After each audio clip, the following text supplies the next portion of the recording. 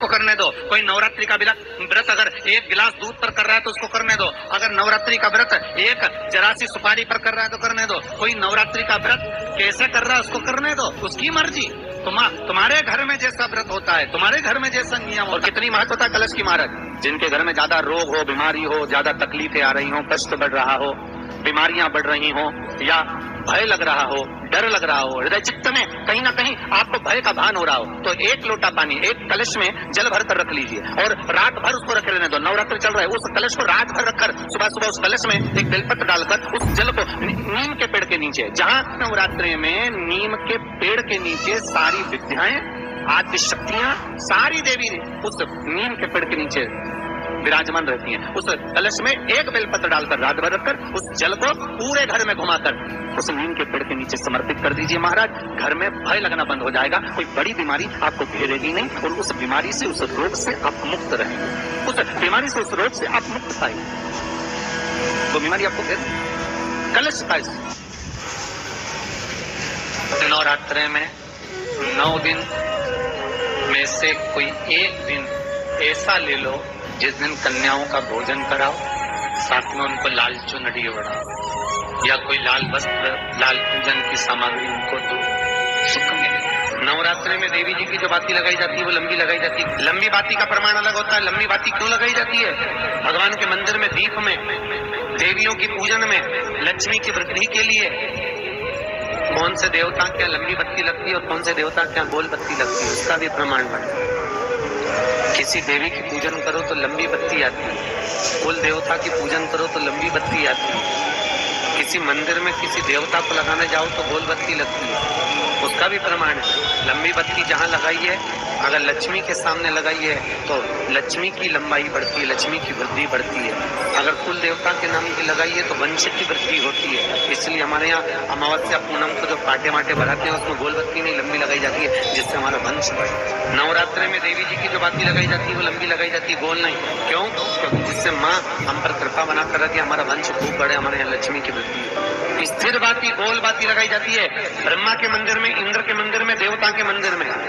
तुलसी के सम्मुख में लंबी बाती नहीं लगती, तुलसी के सम्मुख में गोल बाती लगाई जाती है, जिससे स्थिरता का भाव केंद्रित। पीपल के वृक्ष के नीचे कभी लंबी बाती नहीं लगती, बड़ के पेड़ के नीचे कभी लंबी बाती नहीं लगती, आंवले के पेड़ के नीचे कभी गोल बाती नहीं लगती, आंवले के वृक्ष के नीचे लंबी बाती। आम के जो पत्ते जिस डाली में लगे होते हैं वो डाली कोमल सी डाली, 11 टुकड़े महाराज एक कच्चे सूत से लपेटकर 11 बार उसका भाग, जब उसको लपेट लोगे इस तरह से इकट्ठा करके, आगे का जो भाग है 11 बार कच्चा सूत लपेटने के बाद जो भाग पीछे का आगे का कोई भी हो उसको शहद में डुबाकर शिव जी को समर्पित कर दो। किस जगह पर रखना है? अशोक सुंदरी वाली जगह। अशोक सुंदरी की जगह जानते हो आप लोग, पहले भी आपको बताया है, आज फिर आपको वर्णन कर दें। जैसे ये गोल जलाधारी है, ये शिवलिंग रखा है, ये 2 जहां से पानी बह रहा है बाबा के चरणारविंद, राइट में श्री गणेश जी का स्थान, लेफ्ट में कार्तिकेय का स्थान, बीच में अशोक सुंदरी की जगह। शंकर भगवान की 6 लड़कियां हैं। भगवान शंकर के 13 बच्चे, 13 बच्चों में से 6 लड़कियां, उस 6 लड़कियों में से एक लड़की का स्थान, भगवान शंकर की एक बेटी का स्थान, अशोक सुंदरी का स्थान सामने। पद्म पुराण में स्पष्ट किया ये स्थान अशोक सुंदरी का।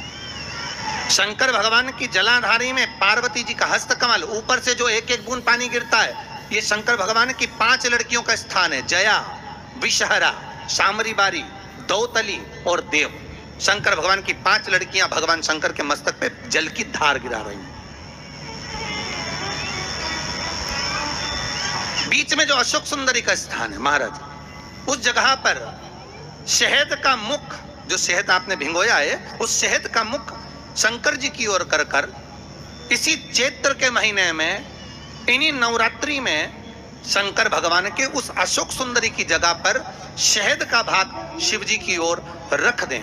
महाराज अगर घर में संपदा की कमी हो या कोई पैसा खा गया हो, रुपया नहीं दे रहा हो, पैसा अटक गया हो, तो उस शहद को शिव जी की ओर मुख कर कर उस आम के पल्लव की जो डंडी है उसको 11 डंडी को वहां रख दीजिए और उससे अपनी कामना कर कर आ जाइए। हो सके उस शहद में से थोड़ा सा शहद किसी रुमाल पर किसी कपड़े में लगाकर उसको रख लीजिए। जिस व्यक्ति से पैसे लेना है, जिस व्यक्ति से पैसे मांग रहे हो, उससे एक बार जाकर मिल लीजिए, एक बार उसको खबर कर दीजिए। बाबा चाहेगा भोलेनाथ तो नवरात्रि में ही पैसा वापस आ जाएगा, अगर शिव कृपा कर देंगे। ये बाबा की करुणा। आम का पल्लव कोई साधारण नहीं जिसको कलश के ऊपर रखा जाता है, शिव की कृपा। जिस आम के पेड़ पर स्वयं कामदेव चढ़कर भगवान शंकर के तीसरे नेत्र द्वारा जलकर भस्म हो जाते हैं, वो आम का पेड़ साधारण नहीं हो सकता।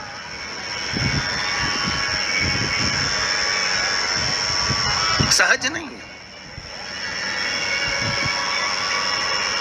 और वैसे भी शिव शिव है महाराज।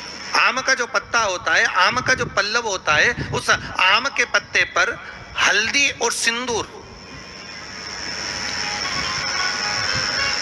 इन दोनों से स्वस्तिक का निर्माण किया जाए। देवी भागवत का संवाद है, बहुत ध्यान देना महाराज।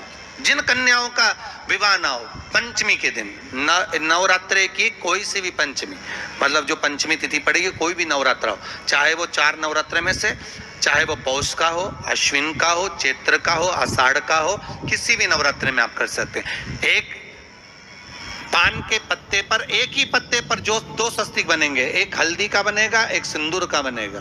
बस अंतर इतना है, जो हल्दी का स्वस्तिक है उस पर कंकु के चावल अर्थात रौली के चावल, रोली कुंकू के चावल रखना है, और जो सिंदूर का है उस पे हल्दी के चावल रखना है। इतना रखकर जिस लड़का लड़की का विवाह नहीं होता उसकी हथेली पर रखकर उसका नाम और गोत्र बोलकर महाराज उसको ले जाकर नीम के पेड़ के नीचे उसको रख दिया जाता है। मात्र 3.5 या 4 महीने ऐसे रहते हैं जिसके अंदर उस लड़का लड़की का विवाह पक्का हो जाता है। जिसका विवाह नहीं होता केवल उसी के लिए, जिसका मंगल विवाह ना हो रहा। आम के पल्लव में शिव का वर प्रदान है, आम के पल्लव में शंकर का आशीर्वाद है, आम के पल्लव में शिव का आशीर्वाद। के दिन लोग देवी जी की स्थापना करते हैं, तो क्या स्थापना में क्या रखते हैं? कलश रखते हैं ना। तो कलश किस लिए रखा जाता है? कलश का क्रम क्या है? अपन ने अभी तक कथाओं में बहुत सुना शिव महापुराण में कि दिए का महत्व क्या है, अपन ने सुना दही का महत्व क्या है, जल का महत्व क्या है। पूरी शिव महापुराण में अपने अलग अलग महत्व को जाना है, पर यह नवरात्रे में जो शिव महापुराण की कथा शुरू हो रही है, नवरात्रे में जो शिव महापुराण की कथा को हम श्रवण करने के लिए बैठे हैं, इसमें हमारा एक संशय और मिटना चाहिए कि भारत की भूमि पर जब मां आद्य शक्ति की स्थापना होती है, मां जगतजननी को जब विराजमान किया जाता है, या चैत्र नवरात्रे में, शरदीय नवरात्रे में, आषाढ़ी नवरात्रे में, आदिकादिक पौष नवरात्रे में हम शंकर की, हम जगतजननी जगदम्बा की जब स्थापना करते हैं, या हम नूतन घर का प्रवेश करते हैं, या गणेश जी की स्थापना करते हैं, या कोई दुकान को प्रवेश करते हैं, या कोई शुभ कार्य करने के लिए अग्रण्य होते हैं, तो हम कलश की स्थापना क्यों करते? आखिर कलश में ऐसा क्या है? कलश के अंदर आखिर ऐसा क्या विराजमान है कि 33 कोटि देवता उस कलश के अंदर आकर बैठ जाते हैं महाराज?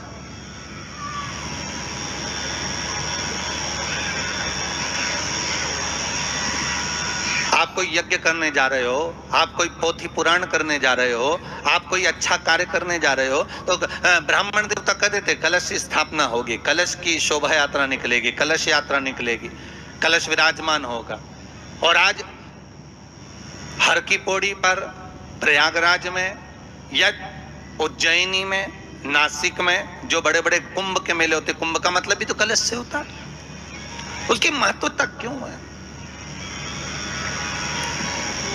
उस कुंभ की, उस घड़े की महत्वता कहां से प्रकट हो गई? शिव महापुराण की कथा कहती है महाराज, भगवान औघड़दानी शंकर स्वयं आद्य शक्ति जगदम्बा से कहते हैं कि जगदम्बा तू क्या चाहती है बोल।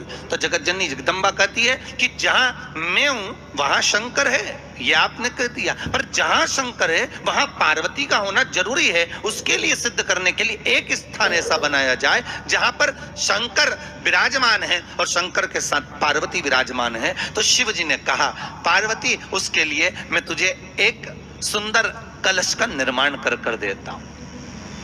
कितना सुंदर लिखा है देवी भागवत के अंदर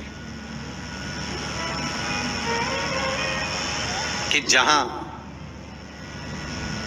कलश की स्थापना होती है उस जगह पर किसी देवताओं को बुलाने की जरूरत नहीं होती। 33 कोटि देवता उस जगह पर स्वतः विराजमान हो जाते हैं। स्वयं 33 कोटि देवता स्वयं वहां विराजमान। और कितनी महत्वता कलश की महाराज। आप लोगों से भी निवेदन है, चैत्रीय प्रतिपदा है आज, जिनके घर में ज्यादा रोग हो, बीमारी हो, ज्यादा तकलीफें आ रही हो, कष्ट बढ़ रहा हो, बीमारियां बढ़ रही हो, या भय लग रहा हो, डर लग रहा हो, हृदय चित्त में कहीं ना कहीं आपको भय का भान हो रहा हो, तो एक लोटा पानी एक कलश में जल भर कर रख लीजिए और रात भर उसको रखे रहने दो। नवरात्र चल रहा है, उस कलश को रात भर रखकर सुबह सुबह उस कलश में एक बेलपत्र डालकर उस जल को नीम के पेड़ के नीचे, जहां चैत्री नवरात्रि में नीम के पेड़ के नीचे सारी विद्याएं, आद्य शक्तियां, सारी देवी उस नीम के पेड़ के नीचे विराजमान रहती हैं। उस कलश में एक बेलपत्र डालकर रात भर रखकर उस जल को पूरे घर में घुमाकर उस नीम के पेड़ के नीचे समर्पित कर दीजिए महाराज। घर में भय लगना बंद हो जाएगा, कोई बड़ी बीमारी आपको घेरेगी नहीं और उस बीमारी से, उस रोग से आप मुक्त रहेंगे। उस बीमारी से, उस रोग से आप मुक्त पाएंगे, वो बीमारी आपको घेर नहीं। कलश का इस संसार सागर से उबरने के लिए हम भगवान की कथा को अपने हृदय में, अपनी चित्तवृत्ति में, अपने मन में उतार लें।